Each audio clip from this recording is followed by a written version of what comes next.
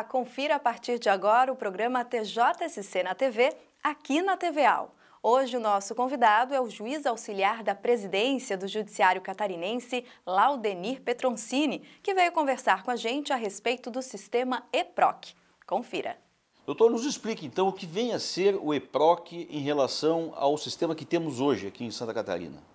Nós utilizamos em Santa Catarina o SAGE, que é um programa desenvolvido por uma empresa privada, e o EPROC é um programa desenvolvido pelo Tribunal Regional Federal da 4ª Região em Porto Alegre. Ambos os sistemas eles possibilitam a tramitação do processo judicial de forma digital.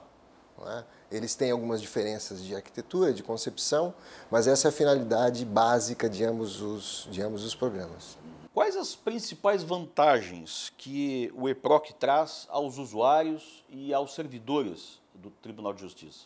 As vantagens que nós notamos no primeiro contato que tivemos com o EPROC são, primeiro, o fato de que ele pode ser acessado de qualquer máquina, com qualquer configuração, simplesmente com acesso à internet por meio de um navegador comum. Qualquer navegador acessa o EPROC.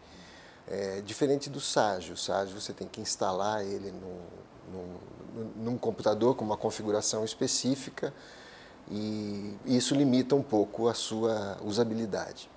Também tem vantagens em relação à forma como o sistema faz a tramitação do processo, a forma como o sistema possibilita automações do processo judicial.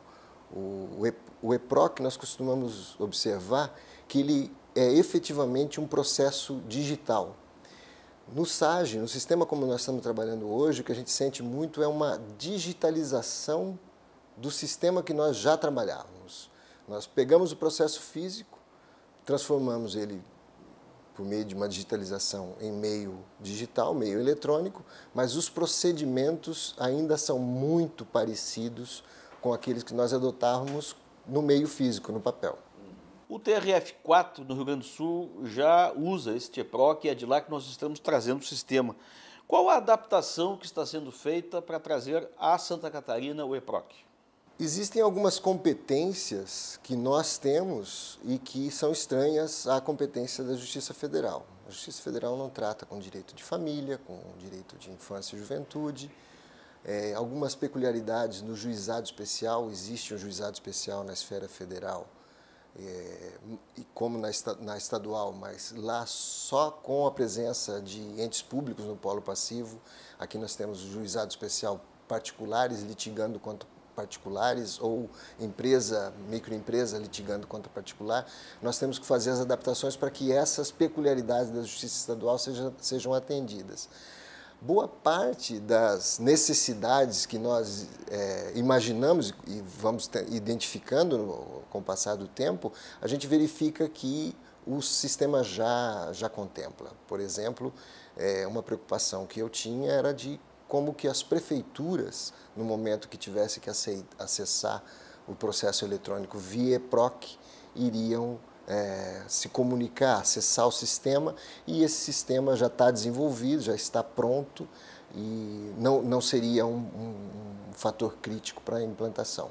Mas outros, como essas peculiaridades da justiça estadual, essas são as adaptações que nós estamos identificando para trabalhar agora. O sistema piloto do EPROC aqui no estado, doutor, ele começa por Palhoça, pela comarca de Palhoça. Há uma razão específica para isso? Como isso está sendo gerido? Existe um facilitador ali, porque se em Palhoça se ajuiza o processo e ele tramita no SAGE, quando o advogado em Palhoça ou o procurador em Palhoça recorre contra uma decisão do juiz de Palhoça, esse recurso vai para o Tribunal Regional Federal em Porto Alegre. E indo para lá ele tem que ser transportado, ele tem que ser migrado para o EPROC. Então, no segundo grau, ele já tramita no EPROC esse processo. Então, com esse projeto piloto, em Palhoça, inicialmente, ele começa a tramitar no EPROC e sobe para o segundo grau no EPROC também. Bom, vamos falar um pouquinho de capacitação. O EPROC é óbvio, ele precisa ser adaptado, precisa ser ensinado aos servidores e até aos seus usuários. Como é que está sendo desenvolvida esta capacitação? Nós ainda não temos um cronograma de implantação. Nós estamos agora na fase de conhecimento do sistema, nós estamos tendo um contato mais direto, mais profundo com a estrutura do sistema. Tivemos uma capacitação na semana passada com um grande número de participantes, mais de 100 participantes, numa capacitação com usuários nossos, pessoal que trabalha na atividade fim, conhecendo o sistema, vendo suas peculiaridades, conhecendo a forma como se trabalha com o processo judicial eletrônico na Justiça Federal, verificando qual é a diferença da forma de tramitação, de automatização no EPROC em relação àquela realidade que nós já conhecemos. Na semana que vem está previsto uma capacitação para a nossa equipe de desenvolvedores, para eles conhecerem as peculiaridades da arquitetura, do framework do sistema, e a partir daí nós podemos ter uma visão um pouco mais clara de quais são as possibilidades de expansão do projeto. E aí, à medida em que o projeto avance, nós vamos capacitando, como a gente já está fazendo com o pessoal de Palhoça, nós vamos capacitando os usuários que vão ter contato com o sistema. Vamos falar da implantação, do custo de implantação do EPROC.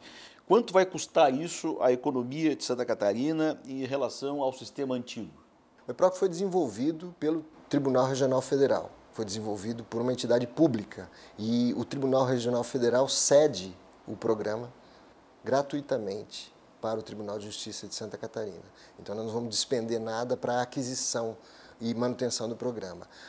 O desenvolvimento das adaptações que eventualmente sejam necessárias para uma implantação do sistema, ele pode ser feito com nossa equipe interna, nosso corpo técnico, que já está mobilizado, trabalhando com sistemas judiciais, e eventualmente nós podemos ter a necessidade de contratar mão de obra terceirizada para a programação. Mas isso é uma realidade que a gente já enfrenta hoje em relação a todos nossas demandas de TI. Né? O que é relevante é que o custo hoje atual de manutenção, de contratação do SAGE, que é o sistema que nós temos hoje, que no ano passado foi de cerca de 13 milhões de reais no ano. Doutor, a implantação do EPROC ele será feita através de uma transição, de um programa para o outro. Como isso será feito? Essa transição leva quanto tempo? A transição automática, eu imagino que talvez a sua dúvida seja em relação a como que o processo de um sistema vá para o outro, como que o processo do sistema migre de uma base de dados para outra base de dados. Essa é uma atividade complexa, uma atividade trabalhosa, e que nossa equipe está em fase de estudo sobre como que isso pode ser viabilizado, se a gente vai perder algum tipo de informação nessa transição que seja relevante ou não, para graduar o tipo de trabalho que nós vamos ter que desenvolver. Naturalmente, uma migração, uma implantação do sistema novo desse aí, como aconteceu na implantação do SAGE na sua versão atual, em relação à versão anterior, que não comportava o processo eletrônico, é um processo gradativo, é um processo que não acontece do dia para a noite, especialmente quando a gente tem que fazer essas adaptações que nós nos referimos. Não é novidade a migração de uma base de dados de um sistema para o outro. Nós enfrentamos isso quando saímos do SAGE 3 para o SAGE 5. As mesmas dificuldades que enfrentamos lá, imaginamos que vamos enfrentar agora, adotando, em caso de adoção integral do EPROC. Doutor, nós estamos falando de automação, né, de digitalização 100%, como a gente vem dizendo.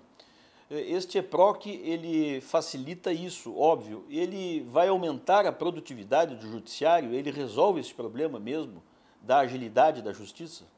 Eu acredito que sim. O SAGE ele já possibilita algum grau de automação de alguns procedimentos. Quando se implantou o processo, quando se procedeu à digitalização dos nossos processos, a nossa expectativa era de que a atividade cartorária, a atividade manual, que envolve a atividade de cumprimento dos atos judiciais, fosse reduzir. O fato é que, depois de alguns anos de implantação do processo eletrônico em Santa Catarina, essa redução foi muito pequena. Não sentimos uma redução significativa da necessidade de mão de obra nos cartórios. Os gabinetes continuam pequenos, os cartórios com a mesma quantidade de pessoal que era demandado na época do processo físico, E visitando a Justiça Federal, conhecendo a realidade deles e que é influenciada diretamente pela forma como o processo tramita, como o fluxo de trabalho está estabelecido dentro do sistema eletrônico deles, a gente pode perceber que houve uma otimização do aproveitamento dessa nossa mão de obra. É uma mão de obra qualificada e que, em geral, no cartório pode estar hoje envolvido com atividades menos nobres, né? O princípio que regeu o desenvolvimento da versão atual, da versão 2 do EPROC, que foi implantado na Justiça Federal da 4ª Região em 2010, foi o de eliminar os tempos mortos no trabalho do cartório. Então, tudo aquilo que pode ser automatizado, que não precisa ser feito por mão humana, o sistema faz automaticamente, né? Então, se elimina toda aquela burocracia cartorária, deixando ela de fora do fluxo de trabalho e o processo tramita de uma forma bastante mais ágil dentro do EPROC. Com isso, a alocação do pessoal sofre uma modificação, uma realocação qualitativa. O pessoal passa a trabalhar com um trabalho mais nobre, mais qualificado, dentro da mesma unidade jurisdicional, fazendo muitas vezes atividades muito semelhantes com as que fazem hoje, mas o EPROC ele elimina a necessidade de alguns procedimentos repetitivos que não trazem ganho, não agregam valor algum à tramitação do processo. Há levantamentos do EPROC no Rio Grande do Sul que o tempo de tramitação das ações chegam à redução de 50%. Aqui em Santa Catarina, a aplicação do EPROC, a implantação dele, também será nesta faixa dos 50%? Nós precisamos assimilar a filosofia de trabalho do EPROC. Nós precisamos conhecer essa realidade de como o processo trabalha lá, para que não haja nenhum estranhamento no momento em que determinadas atividades que hoje nós fazemos manualmente, expedimos um mandado de intimação ou uma relação para publicação no Diário Oficial de uma intimação do advogado, isso vai passar a fazer parte da própria dinâmica do despacho da decisão judicial, sem qualquer necessidade de intervenção humana. Isso gera essa economia. O processo ele tramita sem passar por outras instâncias que não o gabinete do juiz, tramita dentro da sua equipe. O processo ele tem uma outra forma de tramitação e esse ganho é proporcionado por essa nova forma de trabalhar. Uma vez implantado, eu acredito que o ganho só depende da adoção dessa forma de fluxo processual. Né? Essa que elimina esse trabalho inútil, esse trabalho que não agrega valor. Para concluir, doutor, nós falamos sempre do EPROC como algo top de linha, né? É mesmo assim? Este é um programa no país e no mundo, o melhor deles? Fiz uma pesquisa rápida e vi que nos Estados Unidos existem várias soluções de tramitação, de gerenciamento de processo judicial. Não a ponto de eu conhecer qual é a similaridade ou a diferença daqueles sistemas, são vários fornecidos por várias empresas que vários tribunais dos Estados Unidos adotam. Então, o Poder Judiciário, eu acredito que no mundo inteiro deve estar em busca dessa modernização, dessa automatização, dessa digitalização. Nós não vamos mais ao banco, nós fazemos compras hoje pela internet, nós nos relacionamos com o meio digital de uma forma muito natural hoje. Todos nós fazemos isso. Todos nós hoje usamos smartphones, não é mais uma novidade.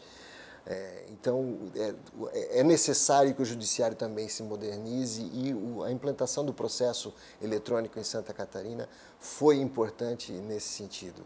Nós não precisamos mais convencer a ninguém de que o processo não deve mais ser físico, ele deve ser eletrônico. A questão agora é de ferramenta, qual ferramenta proporciona maior agilidade, maior leveza, né? Qual ferramenta que... Hoje a gente enfrenta um problema de insatisfação do nosso usuário com a forma como a estrutura do sistema que a gente utiliza hoje, cliente-servidor, o programa instalado na máquina tem que trabalhar só naquela máquina, aquela máquina tem que ter uma determinada configuração, eventualmente esse programa, pela estrutura que ele tem, ele pode ter um problema de desempenho, e a realidade que a gente pode usar como referência, e a nossa equipe tem notado isso nos contatos que faz com outros